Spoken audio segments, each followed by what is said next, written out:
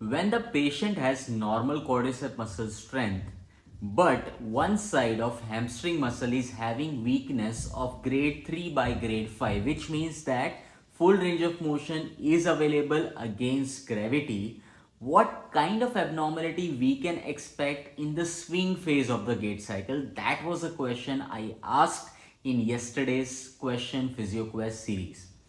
And to learn about this, we should have a keen observation analysis over the gait, especially from the sagittal view that what all range of motions are taking place in the hip joint, knee joint and ankle joint while performing the swing phases. So let's go through the first option over here, which states that there will be excessive hip extension on the unaffected side. Now, my dear friends, we need to understand that the affected side, when it is going for swing phase, there will be hip flexion in acceleration also, mid swing also, and deceleration also. If in case hamstring muscle is weak, it will never cause opposite side to go for more extension in the hip joint. So this option easily we can eliminate. The second option states that there will be decrease in hip flexion and increase in knee flexion on the weak side.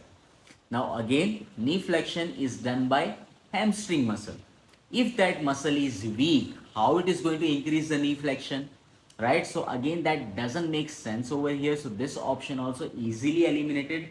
The real competition here is in between option C and option D. And I saw that most of you were also confused about this two option. And I'm glad that you came down to this two option and you have confusion in these two options only. So let's go through the option C, which states that excessive hip extension with abrupt knee extension, like followed by abrupt knee extension. Now, first of all, I already told you that during swing phase, hip has to go for flexion. Here it is mentioned, it is going for extension.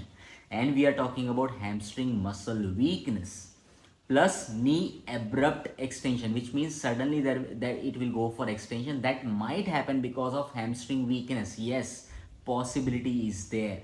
But this again, the excessive hip extension part doesn't make any sense, because hip extension also hamstring muscle has to play important role over here. So it is not going to be possible according to me in this situation. Let's see option D what it has to say. Option D is stating that excessive hip flexion followed by abrupt knee extension. Now, my dear friends, if you just look at the analysis of gait, especially in sagittal plane, reference is Susano Sullivan. Again, I'll just tell you about it. From acceleration to mid swing, when the person is moving, the hip flexion is 20 degrees and knee flexion is 60 degrees. From there to mid swing, when you want to go, the hip flexion is going to be again 30 degrees and knee flexion reduces from 60 to 30. Now already we know that in question it is informed that grade 3 strength is there. That means the concentric activity against gravity is going to be possible. There is not going to be any problem with that.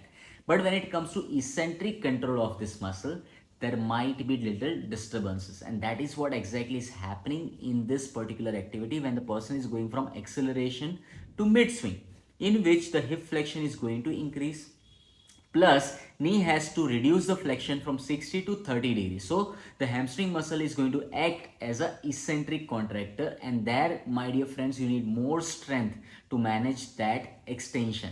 And that is why this option makes more sense, because the hip flexion is increasing again to compensate that knee extension is not getting maintained, and after that followed by knee abrupt extension. Non-controlled knee extension is happening because again the hamstring muscle is not able to provide eccentric contraction over here.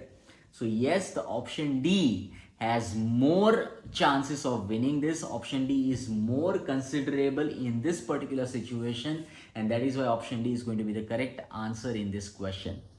I am sure that you have learned something about this, and if you want to learn more details about this gait analysis, sagittal plane, transverse plane, frontal plane, which is a very important observation for us physios, I already have made a playlist about biomechanics of gait. From there you will learn all these things. And in spite of that also, if you have any doubts, do let me know in the comment section. I'll be very happy to help you all.